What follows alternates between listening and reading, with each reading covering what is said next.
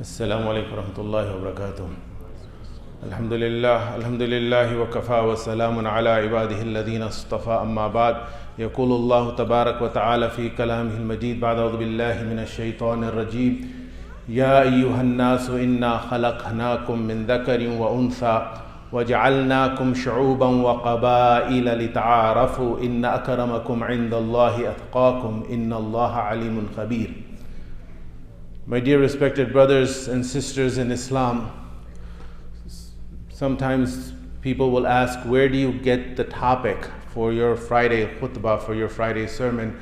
And sometimes it's from some event, some incident, something someone said during the course of the week. So we had a non-Muslim group of 10, 12 adults in their 40s, 50s, 60s visiting the mosque just the day before yesterday for a tour and a brief presentation on Islam. And in the QA session, one of the ladies, she felt compelled to share. She said that our akhlaq, our good manner, every single human being living on this planet, inna khalaqnakum, we have created you min dhakarin wa untha, from a single male and from a single female, Adam and Hawa. وَجَعَلْنَاكُمْ شُعُوبًا وَقَبَائِلٍ, and we have made you into tribes and nations, لِتَعَارَفُوا, so that you might appreciate one another. Inna akramakum, the one who is most noble in the sight, all-knowing, all-aware. The whole human race is the creation of Allah. And one hadith goes further and says, Al-Khalqu iyalullah, that the creation is the tribe or the family of Allah. In other words, this is Allah's community. No one will question you. But what about the car that is parked next to you? If you lean on that car, or if you decide to sit on that car, and the owner of the car comes and says, why are you sitting on my car? If you were sitting on your car, he would have no objection, correct? That's your car. But if you sit on his car, or even touch his car, he said, buddy, back off, that's my car. That is Allah. Allah, the creation belongs to Allah. That car, that other car is the creation of Allah, that non-Muslim, that disbeliever. We have no right to harm that person. We have, as a matter of fact, we have to show the utmost respect and dignity for that person, regardless of his belief, whether he believes in 1,000,000 gods or he believes in no God. We show respect. The differences are there. No one is brushing those differences under the rug. No one is undermining our differences. Those differences in our aqidah, in our belief, what we believe and what they believe. But that is also very clear. Lakum dinukum waliyadin. There's no compromise whatsoever when it comes to our belief. But that difference of belief should not affect our everyday interaction. Our everyday interaction should display the highest levels of good mannerism. Nabi sallallahu alayhi wasallam, before Nubuwah and even after Nubuwah in Makkah, for those 53 years in Makkah, his neighbors were Muslims or non-Muslims? Non-Muslims. As a matter of fact, they were not only non-Muslims, after Nubuwah, they were hostile towards Nabi sallallahu alayhi wasallam, except one, Hakim bin Awail. Other than him, all the neighbors of Nabi sallallahu alayhi wasallam who were non-Muslims were what? Violent towards Nabi sallallahu alayhi wasallam. When the Sahaba migrated to Habasha, did they have Muslim neighbors or non-Muslim neighbors? Non-Muslims. When the Muslims migrated to Medina Munawwara, initially for the first few years, were the neighbors of Nabi sallallahu alayhi wasallam and the Sahaba in Medina Munawwara Muslims or non-Muslims? Non-Muslims, because the Muslims were few in number when they first migrated to Medina Munawwara. There were 3 Jewish tribes in Medina Munawwara, right? Banu Qainqa, Banu Qurayza, and Banu Nadir. And apart from these 3 Jewish tribes, we had the 2 tribes of Medina, Aus and Khazraj. And many of them were mushrikeen. You had idolaters in Makkah. Guess what? You had idolaters and mushrikeen in Medina Munawwara also. The mushrikeen were not only limited to Makkatul Mukarramah. You had mushrikeen, idolaters, those who committed shirk and worshipped idols in Medina Munawwara also, along with the Jews. So if you put this conglomerate together, the Muslim Ummah, at least for the first few years, were a minority in Medina Munawwara and were surrounded by non-Muslims. That makes us, that's our scenario, our circumstances here, living in the West, is very similar to most of Nabi Sallallahu Alaihi Wasallam's life, surrounded by non-Muslim neighbors. But as I said, respect and dignity. And good akhlaq, not just treating them with respect and dignity, but good mannerism. Differences, what about the differences? فَاللَّهُ يَحْكُمُ بَيْنَهُمْ يَوْمَ الْقِيَامَةِ فِي مَا كَانُوا فِيهِ يَخْتَلِفُونَ. Quran states again and again that Allah will judge between you on the day of judgment in what you differ. Allah will judge. That will become crystal clear, right and wrong, clear as day and night. When? On the day of judgment, Allah will destine them accordingly. But in this world, we buy from them, we sell to them, right? There are professors, there are physicians. We go to them, there are neighbors, we interact with them. There are colleagues at work. How do we interact with them? We display good akhlaq, good manners. And not only because Allah Azza wa Jal has instructed us and Nabi Sallallahu Alaihi Wasallam has shown us how, but there is a potential that they might, every non-Muslim, there is a potential that he might accept Islam. Our good akhlaq, not what we say. We can say Islam is a religion of peace, Islam is a religion of peace, Islam is a religion of peace. You can say that 1,000,000 times. It will not have an effect as much as our actions. As it is said, actions are louder than words. Right?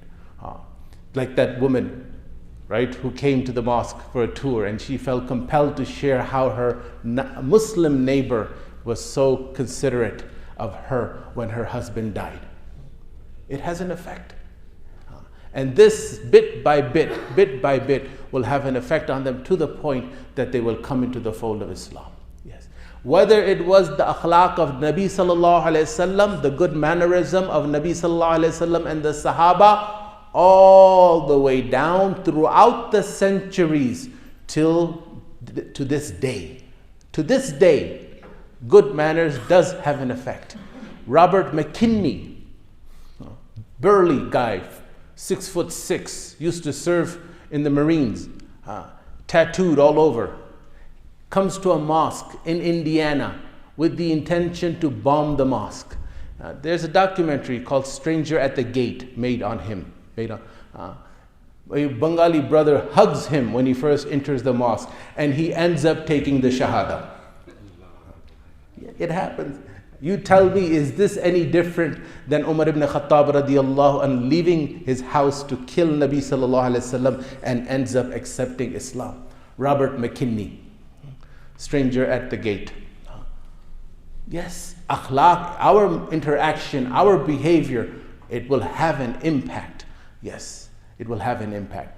Now, when it comes to our neighbors, Quran states in Surah Nisa, Surah number 4, ayat number 36, Ya Yuhannas, Ubudullah, Wa'budullah, worship Allah, wa la tushriku bihi shay'a, and do not commit shirk with Him. Wa bil walidaini ihsana, and be kind to your parents. Is this only Muslim parents or Muslim or non-Muslim parents also? Wa bil walidaini ihsana.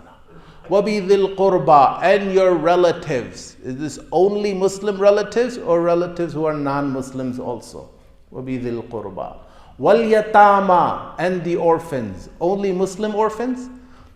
وَالْمَسَاكِينَ وَالْجَارِ ذِي الْقُرْبَى. Then Quran explains the different types of neighbors. وَالْجَارِ ذِي الْقُرْبَى, the near neighbor. وَالْجَارِ الْجُنُبِ, the far neighbor, وَالصَّاحِبِ بِالْجَنْبِ, and the one by the side. وَالْجَارِ ذِي الْقُرْبَى, according to one, I will give you three explanations for this ayah. The near neighbor is the house next to you. وَالْجَارِ الْجُنُبِ is the house further down. Second explanation, وَالْجَارِ ذِي الْقُرْبَى is that neighbor who is also your relative.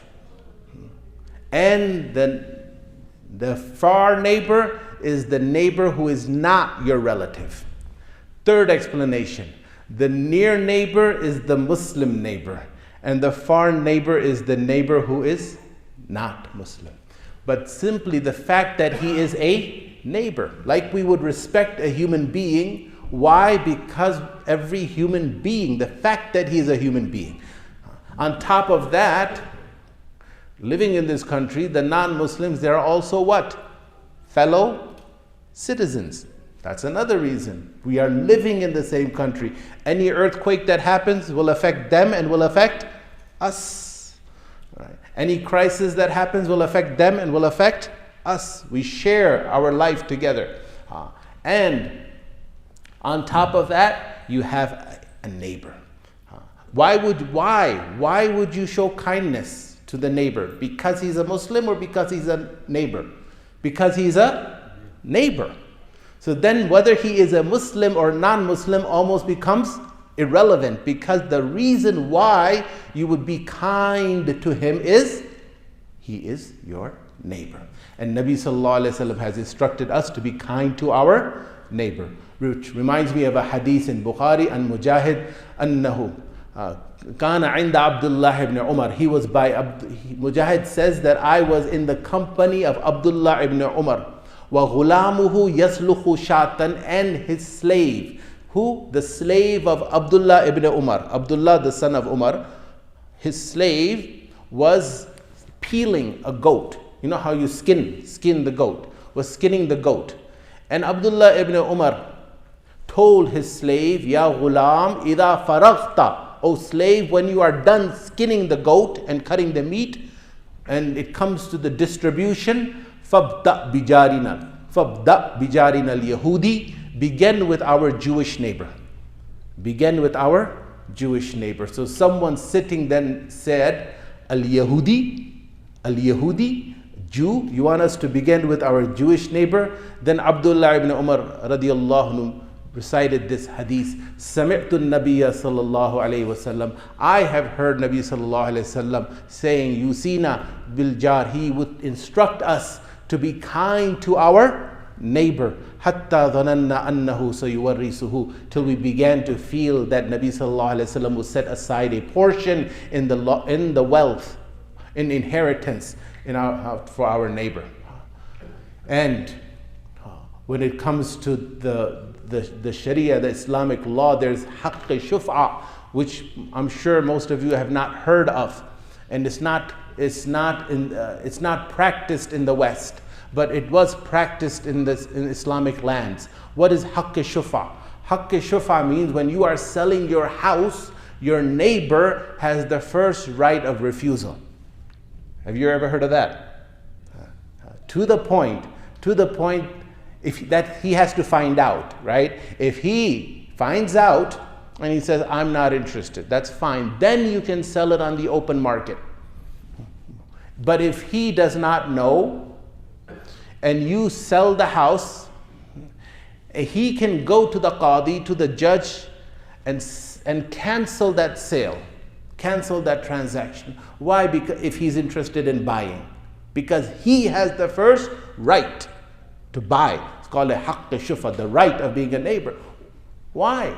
Because whoever moves in is going to affect him. So he has that right to buy. That is the right of a neighbor. What are the rights? Some of the rights. One of the rights is that if the neighbor has a need, then a legitimate need, and we have the ability to fulfill that need, we should fulfill that need. وَيَمْنَعُونَ الْمَاعُونَ. In Surah Ma'un, Allah Azza wa Jal is condemning the behavior of those people who, when they're asked for something trivial, like, do you have some salt? A neighbor is asking another neighbor, do you have some salt? Or can I borrow 2-3 eggs? And they say no. This person who says no his behavior is being condemned in Surah Ma'un. وَيَمْنَعُونَ الْمَعُونَ. Those who prohibit others from trivial things. So if a neighbor has a need and we are in the position to fulfill that need, we must fulfill. If the neighbor needs a loan, so they can, not to buy a BMW, but a loan for their personal, for example, they don't have food to eat in the house, and they are asking you for a loan so they can purchase some food for themselves and for their family, and you have the money, then you should borrow them the money so that they can buy their food. You should take part in their sorrow and in their moments and occasions of happiness. Congratulate them on their occasions of happiness. And